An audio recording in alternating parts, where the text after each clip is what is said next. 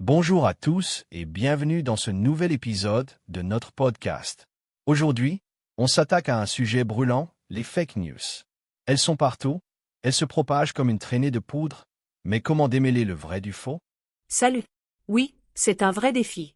On est constamment bombardé d'informations et il devient de plus en plus difficile de savoir à qui faire confiance. On dirait que chaque jour apporte son lot de nouvelles controverses et de théories du complot. Absolument. Et le problème, c'est que ces fausses informations peuvent avoir des conséquences désastreuses, influencer des élections, manipuler l'opinion publique, semer la panique. C'est un enjeu démocratique majeur. Totalement. Donc, la question à $1 million, comment on fait pour s'y retrouver dans cette jungle informationnelle et démasquer les fake news? Eh bien, il n'y a pas de solution miracle, mais il existe quelques réflexes à adopter et des outils à connaître. La première chose, c'est de toujours vérifier la source de l'information. C'est-à-dire, on ne prend pas pour argent comptant tout ce qu'on lit sur les réseaux sociaux? Exactement. Qui est derrière le site web ou le compte qui diffuse l'information? Est-ce une source fiable et reconnue, comme un média d'information établi, ou un blog obscur avec une réputation douteuse? Un petit tour sur la page à propos peut déjà donner des indices. Bonne idée. Et si la source semble légitime, on peut quand même se méfier? Oui, car même les sources d'information respectables peuvent parfois commettre des erreurs ou être victimes de désinformation. Il faut donc croiser les sources. Croiser les sources, c'est-à-dire vérifier si d'autres médias rapportent la même information et si les faits sont corroborés par des sources indépendantes. Précisément, si une information n'est relayée que par un seul média, surtout s'il est peu connu, il y a de quoi se poser des questions. Et il faut aussi faire attention à la date de publication. Pourquoi la date? Parce qu'une vieille information peut être sortie de son contexte et présentée comme une nouveauté. Ça arrive souvent, surtout sur les réseaux sociaux. Ah oui, le fameux fake news vintage. Et au-delà de la source et de la date, il y a d'autres indices qui peuvent nous mettre la puce à l'oreille? Bien sûr, il faut être attentif au style d'écriture. Les fake news utilisent souvent un langage sensationnaliste, avec des titres accrocheurs et des affirmations alarmistes. Elles font appel aux émotions plutôt qu'à la raison. C'est vrai que les titres en majuscules avec plein de points d'exclamation, ça met rarement en confiance. Exactement.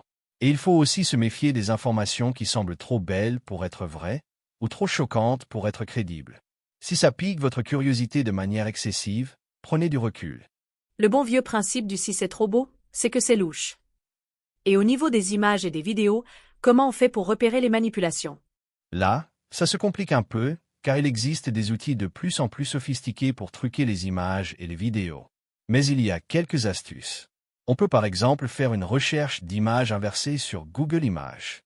Une recherche d'images inversées? C'est-à-dire? On télécharge l'image sur Google Images, et le moteur de recherche va nous indiquer si elle a déjà été utilisée ailleurs sur le web, et dans quel contexte. Ça peut permettre de vérifier si une image est présentée hors de son contexte original. Ingénieux. Et pour les vidéos, il existe des techniques similaires? Oui, il existe des outils d'analyse de vidéos qui permettent de détecter les trucages et les montages suspects. Mais c'est souvent plus technique et ça demande un peu de pratique. D'accord. Donc, en résumé, on vérifie la source, on croise les informations, on fait attention au style d'écriture, on se méfie des images et des vidéos. C'est un vrai travail d'enquête. C'est clair. Mais c'est un travail essentiel pour se forger une opinion éclairée et ne pas se laisser manipuler. Et il ne faut pas hésiter à utiliser les outils de vérification de l'information qui sont mis à disposition par certains médias et organisations. Tu parles des fact-checkers? Oui, de fact-checkers. Ce sont des journalistes spécialisés dans la vérification des faits. Ils traquent les erreurs, les approximations et les mensonges dans le discours public et les médias. C'est un peu les super-héros de l'information, en quelque sorte. On peut dire ça. Et il existe de plus en plus de sites web et de plateformes qui recensent les fake news et les théories du complot les plus courantes. C'est une bonne ressource pour s'informer et déconstruire les idées reçues. C'est vrai que parfois, on a beau être vigilant, on peut quand même se faire avoir. L'important, c'est de ne pas avoir peur de remettre en question ses propres convictions et d'admettre qu'on s'est trompé. Absolument. L'humilité intellectuelle est une qualité essentielle à l'heure des fake news.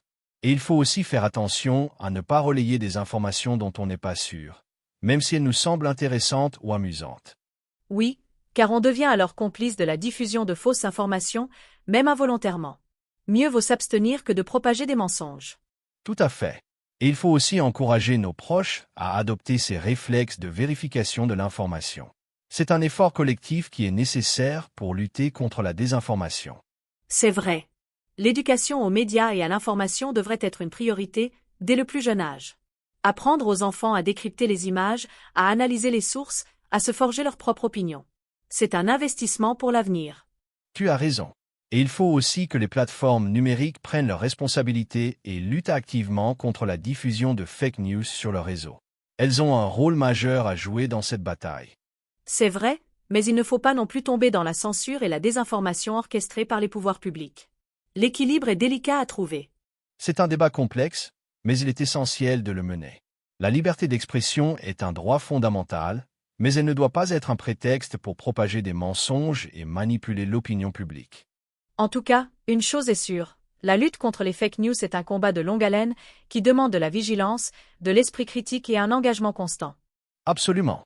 Et c'est un combat qui nous concerne tous, en tant que citoyens responsables.